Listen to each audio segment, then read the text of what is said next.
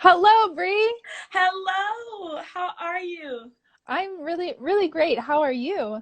I am doing really well. I'm so honored to be a part of tonight's show. Oh, well, I'm honored that you agreed. This is so exciting. Oh, absolutely, absolutely. And I know they've been just fantastic all up until this point. So we're hoping to keep the same stride. Well, of course, nothing, you're amazing. It's gonna be awesome. And you Well, that's look very kind. beautiful. Well, thank you. So do you always. Oh, thank you. So, Bre, why don't you introduce yourself and can you just talk about your background with school and how you got to where you are now? Yeah, no, absolutely. It's been such a unique journey. So, just a little bit about my background. So, I'm a PK, pastor's kid from Chicago, born and raised in Chicago. And when it comes to music, all my life, from the age of 5, I started to sing in like our little gospel choirs. I was Wow. terribly shy to do so, but I was singing our gospel choirs, and that was the extent of loving music that I knew at that point. And what changed for me is when I went to college. I went to a Christian school, but all my life I had desired to be a pediatric neurosurgeon, right? So I wanted to go Wow. into this field of medicine, but still I had this love for music because I grew up singing in choirs and on the praise team at my churches. So when I went and changed schools to Cornerstone University, where I graduated from, in Grand Rapids, Michigan, I thought, okay, well, I feel this love for music as if I should study music and that be my Yeah. major, but I want to go into medicine. So 2 weeks into my freshman year at Cornerstone University, I find myself trying to be a double major, and no one told me that that is like absolutely nuts. I mean, power to the people who've done it before, but and who have made it and succeeded. But that it was just, you know, that it was just too much for me at the time. So I was introduced to my first little music classes, music theory and or perception, so on and so forth. And I realized that I loved music a lot more than I had believed. Hmm. And I switched my major to worship arts and haven't looked back since. Wow. And Hmm. that's so interesting that you started singing when you were 5. Yeah, 5 years old. Not many people can say that. I mean, in front of, I assume in front of a congregation. Oh yeah, so it was right Yeah. in church, with our Wow. adult choir. So what we used to do is we would have like 3 choirs basically. We had the adult choir, then we had the young adult and teen choir, and we had the kids choir.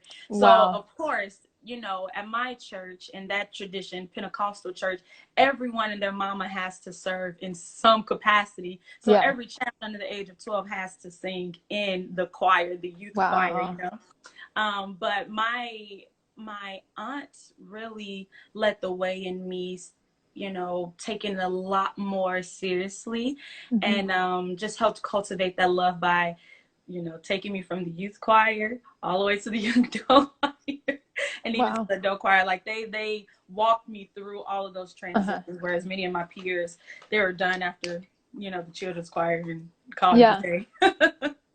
And that's so interesting that you wanted to also, when you started at Cornerstone, you were trying to double major. And Yeah. what did you say? Neuroscience? Yeah, pediatric neuroscience. Wow. Yeah. What had interested you in that route? Well, I remember in high school in my biology class specifically, like I always wanted to be a doctor and I always wanted to work with children for the simple fact of wanting to help people. But Hmm. within that specific field, I did a Black History project on Dr. Benjamin Carson. And we all Hmm. know, if you know his story, you know that he was one of the first Yeah. to separate Siamese twins conjoined at the head. And that was so fascinating and astounding to me that I said, I'm gonna follow right in his path. Yeah. And I'm gonna do that exact same thing as far as his medical career concerns. I'm gonna be just like that, and I'm gonna do those amazing things. But it's amazing how the Lord knows us a lot better than we know ourselves. And my heart was always beating for worship and music in a Yeah. way that I didn't even know at that time. So that's Yeah. kind of And what you're, happened. I mean, with music and worship, I think you are helping people as well, just in a different way. I absolutely believe that. I Yeah. absolutely believe that. That is kind of like the underlying mission of it all, is to help people. So, Hmm. yeah, yeah, I believe Yeah. that too. You know, it's also funny, Brie, because I also was trying to double major in music and biology Are my you freshman year. serious? I'm serious. What changed for you? Kind of like you. Well, I was trying and it was so hard. I had like 10 music classes and then you have biology lab and the amount of work for both of those things was just astronomical. But I just ended up, thinking I didn't feel a passion really as much for biology as I did for music. Yeah. And I had, freshman, sophomore year of college, I went to Hope College. And Okay. I was just really contemplating, should I do biology? But I didn't feel drawn to it. And I just decided to drop it and then just stick with music. So that's interesting that we have somewhat of a similar. That is crazy. But let me tell you this, though. This is another part of the story that I'm always adamant to give. Even though I sung in choirs and have been singing since I was 5, I never studied music Mm. theory or perceptions or even took lessons until college.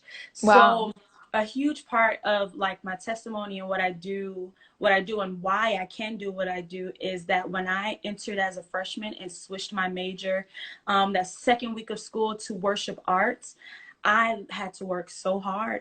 I literally had to have 3 tutors almost every semester until my senior year, one in music theory, one Wow. in sight singing and being able to gain those oral perception skills. And then also within my lessons and piano courses, like Yeah. I had learned everything by ear, everything that I knew up until that Mm-hmm. point, whether it was singing harmonies, being able to match pitch, all of those different things I had already learned by ear. So I wasn't classically trained or anything, but I saw the staff and faculty and even my peers, students to this day that I love dearly, just come around alongside of me because they recognize the passion, they recognize the Mm-hmm. drive and the willingness to do the hard work. And they helped me through and helped me That's graduate. amazing. Yeah, and my whole mind, I mean, was literally blown with how, if God has called you to do something, no matter if you feel inadequate or if you feel like you don't have what you need to succeed, he always just speaks into us identity and lets us know that actually everything we need to succeed is already on the inside. Just Mm-hmm. sometimes we have to dig a little bit and realize that is there and then operate and do such. So that Yeah. that is something that I'm still just in awe of God about, because I went into the program auditioning and having to have tutors, but then I left the program being able to be one of the music ambassadors for the school. So I'm very grateful for the crazy journey that Mm-hmm. I've been on since then. Yeah, that's amazing. I was going to ask you if you had any vocal training before Mm-hmm. college. So the fact that you didn't, but how did that work within your church, within all the choirs and Mm-hmm. you said your aunt had a big influence on you. Yeah. Mm-hmm. What was that like? You know, from a Pentecostal church background, I don't know much about that. I come from I guess, what was my church growing up? It was just a Bible church. Okay. So more non-denominational. But like how did you go every day, every week, once a week? Did You you know, have it's rehearsals twice a week? I might as well have been in church every day of every week. Yeah. Because it seemed like, I mean, I'm sure you've heard of revivals, big tent revivals, and being at church for different jurisdiction meetings almost every night of the week. My church wasn't that intense, growing Hmm. up, but we would have, every quarter and maybe bi-quarterly, we would have these revivals where we're at church Monday through Sunday. You know what I'm Wow. saying? And Wow. when it came to kind of cultivating the gift of music, just like any other performance group, if you will, we met weekly on Hmm. Wednesdays for, oh no, now this is funny because I was a part of a lot of different things. So on Mondays, it would be like our praise team rehearsal, a group of about 12 to 8 of us. We didn't rotate. It was a church about 150. So if you were a part of the praise team, you sang every Sunday. So Hmm. Mondays would be that. Wednesdays we'll have like our Bible classes, which is just like Bible studies. It's kind of like a lower key, more spontaneous and less structured service, where we will have a portion of music and worship through singing, and then we would have someone kind of teach through Bible lessons and stuff like that. So that was Wednesdays. Thursdays would be like adult choir rehearsal. So I would come back to the Wow. church for that. And then, of course, Sundays we will have our services, two services, a morning service and then evening service, with some hours in between. So I might as well have been at church. But it was Wow. just that sense of just always being immersed in Hmm. spaces where music is going forth. And a lot Yeah. of times, like I said, so many of the musicians, like I didn't know a classically trained musician or Mm. musicians that read music growing up in church. They were Yeah. so gifted and so skilled, amazing instrumentalists that I learned by ear. So that's Hmm. just kind of the rhythm that I fell into with my musicality at that point. Yeah. That's so interesting to me though, Brie, because growing up, like I didn't really encounter people in my musical career in high school beyond that who didn't read music and were in music. Like I Wow. didn't have interaction with people who improvised or Okay. learned by ear. So I was very much the opposite, I think, where everyone Hmm. I knew at my church read music and we had an orchestra, everyone had sheet music. The choir even had music books for everything. So everything was Yep. very like to the T, like do it this Hmm. way. So I think in my college career, I loved getting out of my comfort zone and improvising more and learning stuff by ear because I'd Yep. never ever done that before. And I think Hmm. that's really awesome. But Yeah, that's really I cool. do wonder, Brie, how did that work at your church with a whole choir learning something by ear? I just have no concept of that. Yes, no, this is so great because like just how you're saying you had no idea that, or you hadn't been exposed to that or around people who played music as such. I mean, it's the same for me. I didn't see a hymnal for the first time until I was a freshman Oh, in wow. college. Isn't that craziness? Yeah. I'm a little not ashamed, but I'm a little embarrassed to admit that I didn't even know what hymns were until college. So it's Hmm. amazing to me the cultural difference and even the Yeah. difference and like church traditions, how vastly different it can be within our church and what's normal to us, especially when it comes to church music. But to your question, what was your question? Just how um how did a rehearsal run? Oh yes, okay, so Like would there be a leader that sang a mhm, melody and then everyone were repeat. there sopranos that Mhm. duplicated that and then people in Mhm. the bass section just did what they wanted? I don't know. Right? I don't even know what to ask. No, I exactly know what you're trying to ask. So we did everything SATB, so sopranos, altos, tenor, and we will have one person, and it could fluctuate. I mean, the person who would lead the rehearsals, known as our choir director, could switch out and different things like that. We would come into rehearsal 9 times out of 10, not even knowing the songs that we were going to sing, but we Wow. would have lyrics in front of us, just lyrics, if that sometimes. But everything was learned by hearing sounds and imitation. Hmm. So the person who would lead and direct us was very skilled in not only teaching, but also hearing harmonies and different things like that. So literally, we would learn by rote, which is just sopranos. This is your note. Repeat after me, sing it a couple times, listen to you. You got it. Altos next. Maybe then we'll put sopranos and altos together. So depending on which vocal part had the melody, sing Hmm. against the harmony or sing alongside of the harmony. And then we will add the tenors.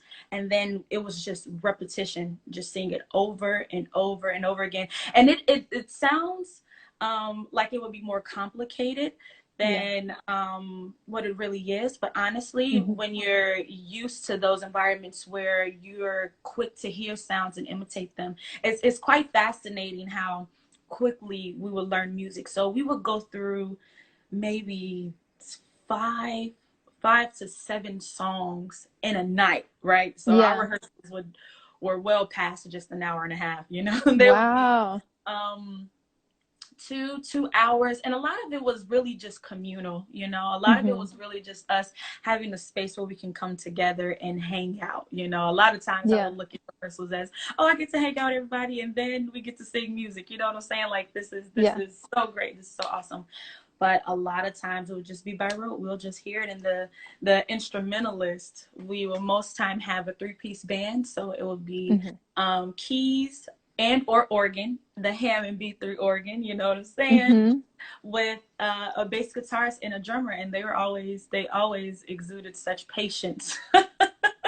Playing the same few phrases, the same few, now I've got language to say stanzas, you know, Hmm. over and over again before we completed Wow. the song. Mm-hmm. That's awesome. Yeah. It's fun to hear an insider view for me who's never experienced something like that. That's cool to Yeah. learn. I love learning. So Mm-hmm. yeah. Yeah. Okay, Bree, my next question for you, what project have you and or are you working on Ooh. recent, like your most recent thing? Okay. It doesn't Mm-hmm. even have, it doesn't have to be music related. It can be anything. Ooh. Well, that's fun. Let's see. My most recent project, oh, the first one that comes to mind is Resound, the EP by Water's Edge Worship, which is the church that I'm a part of now. We are a part of now. Uh-huh. Central Wesleyan in Holland, Michigan. We just released back in April a 5 songs, forgive me, 5 song project of songs that we collectively came together to write between myself and the 3 other members of the team. And, you know, it was so incredible because it was the first time I co-wrote. So I released the project on my own back in 2018 called Chapter 24. Feel free to look that up if you guys would like. And it was super fun because it was basically me pulling out my song journal and just like releasing to the world songs that I had been Wow. writing and cultivating for years. Yeah. But with this project, Resound, it was the first time I got to co-write and the first time that I was able to sit with people and bring to the table my thoughts and heart with writing songs and then receive and learn from them. So I'm super, super proud of the project. Not only was it fun to co-write, but my heart has always been to through music and through worship to magnify unity within the body of Christ, Hmm. which is why I am so grateful to God that from where I came from, learning music by ear, learning music by rote, and different things like that, but having God literally take me and place me in a music program full of amazing, talented, and gifted people, and Him expanding me to see that, oh, this is a way that I can learn and teach music. And my desire has been to bring those two worlds, those two backgrounds, the two Hmm. even to go beyond that with cultures to bring people together. And I feel Yeah. like a lot of the songs that we wrote for this project has done just that. One song specifically called We Are Ready, I had the privilege of leading that, which is basically a heart song, a heart's cry for revival, and us Hmm. seeing God move in this earth realm, and us in our prayers telling Him we are ready for you to move through us. Yeah. And you can hear in it tones and reflections from CCM music, Christian contemporary music. And then also you can hear inflections of gospel music as a bridge to this new sound, this new genre that I would love for us the world to just embrace. And Yeah. I'm real proud of it. And I'm happy and I'm grateful to have seen God move through it. So Yeah. Yeah, yeah. that's wonderful, Bree. I love how you said that and about the unity. Mm-hmm. Yes. So next question for you. Um, how do you think music conveys God's love in a different way than other mediums? Ooh. I love that. I've thought a lot about this question. I'll go back to when I was back in college. So this is around my junior year. And the college choir that I was a part of called Chorale, we had opportunity to travel to Europe. So we went to 5 different countries, including Hungary, Budapest, Hungary, Slovakia, Prague, and Germany, to name just a few. It was a 20-day long, intense, but amazing trip. And the first time we stood up it was my first time out the country. First time we stood up on the platform to sing to the precious people over in Hungary, which was our first stop. Of course, there were communication barriers, being that we're from different parts of the world and we don't speak the same language. But when we opened our mouths to sing, and I could like physically see the countenance of people changing, and I can physically see whether it was a song of joy, smiles coming across their face, or a song of deep pain and sorrow, to see them, their eyes well up in tears. That was the first time I realized that music is one of the only things that can transcend cultural barriers, can transcend language barriers, and it speaks to the heart in a way that I don't have any language or like any other thing that I could compare it to. It's one thing that truly transcends any limitations that would keep people from being connected to each other.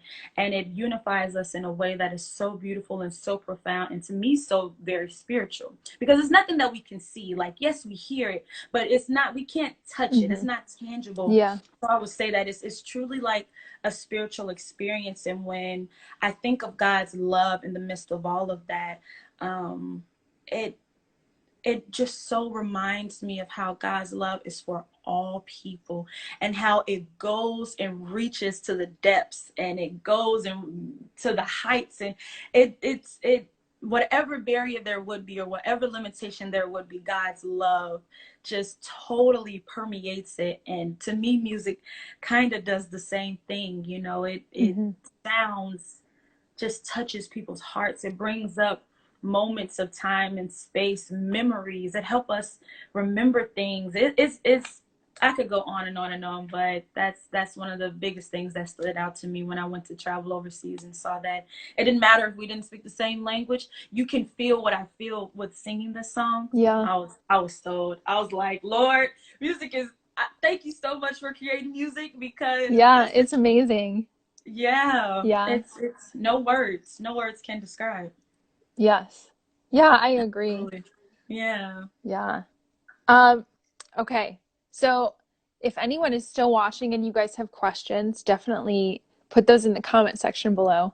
But Yeah. Bree, I've also been asking some of my guests if they have had any funny experiences performing music. For instance, I was working auditions once and someone sat on their trumpet on accident and bent it in half. Oh. And I was teaching a violin student, and accidentally during a lesson, they were very excited. They learned a song. They were holding their instrument. They spun around in a circle because they were so happy. And then her Oh.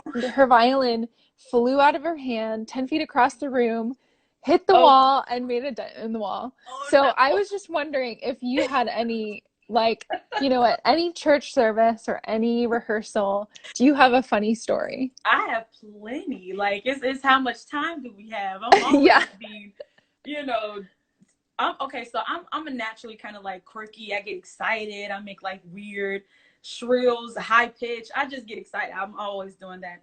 But one time in service, I was singing right behind like a little wood podium. And now this was at my dad's church when he first started off. It's about 20 people in the room in this little tight space. I would say as big as a living room, right? Okay, we're trying to have service in here. And I was singing in front of yes, and there was a podium in front of me and a few singers like I could touch if I just reached my hand back. So I'm singing in this little tight space, and I'm holding a cordless mic, and I get excited over the song, real enthusiastic. I'm jumping, I'm jumping, I'm jumping. And the end of the mic hits the podium, bounces back, hits me right in the mouth, and I almost like flatline. Like I Oh man. almost flatline, and I have on heels. So Yeah.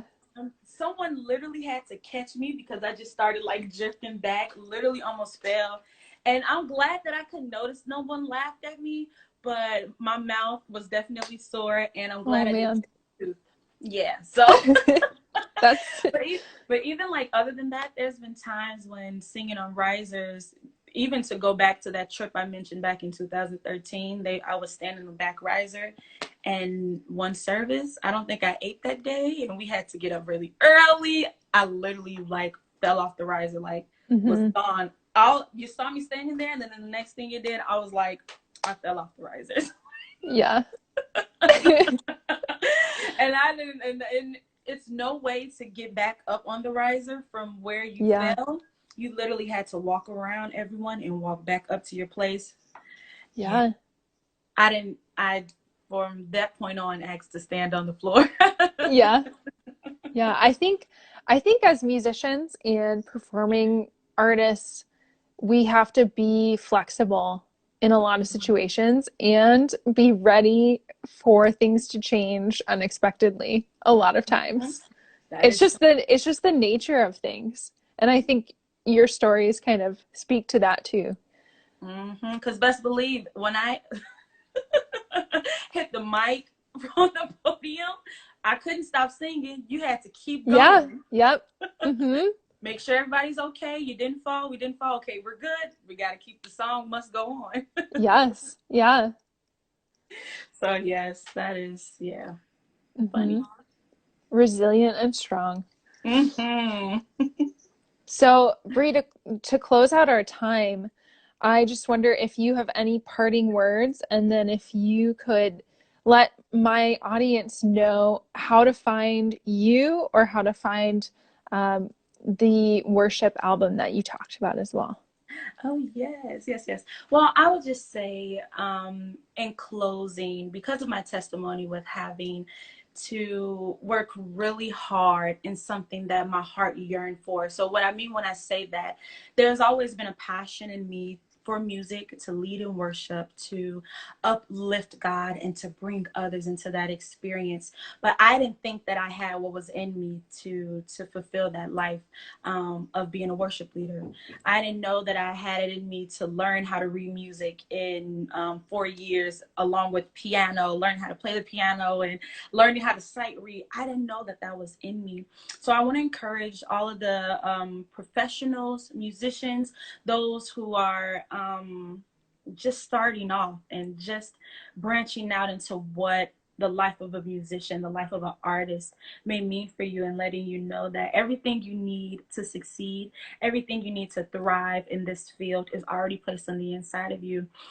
Be very careful not to look to the left and not to look to the right, because when you do, you get distracted and you start to compare, and you start to then feel less of yourself and what God has placed in you. But I want to tell you that what's for you is for you, and what's in you is so needed for people to hear, no matter how it sounds. If it sounds like someone else, if it doesn't sound like someone else, be you, be authentic, and keep growing and keep doing the hard work. So I would tell any and every musician that it's hard, but it can be done. And I'm grateful to see God doing that in my life. And I want to leave you with that.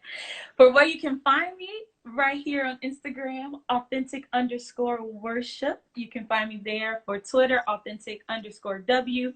And then what else is there? For Facebook, Authentic Worship Music. You can also reach me at my website, Brianna Harris, not Brianna Harris, Bre Harris, BREHARRIS music.com. And I think that's everything. Oh, you can find the music. You can find my solo project, Chapter 24, on Spotify, iTunes, Google Play, and all of that good stuff. And then you can also find Resound, the EP by Waters Edge Worship, on the same platforms. And that would be Wonderful. great. Those were beautiful last words, Bree. Oh, thank you. Well, Yeah. I thank you so much for having me. Literally, you are amazing and incredible in your gift, your talent, your personality, and just your whole way of being. I so Aw, appreciate having the opportunity to come alongside of thank you in you. this way. So thank you. Yes, this was great. Well, I'll sign off for now, and then you will be on my podcast too. Ooh, So that's exciting. So I'll, that is very exciting. you're my last guest of my season 1, and Hey. that will also be on Spotify. You can look for it. It's called Live Notes with Larissa. And you're episode 20. 20 for Wow. 2020. Hey, I love that. Yeah. I'm gonna keep that as my little motto. Yeah. All right. Thank you so much. Have a great night. You too. Bye. Bye, Bye. everyone.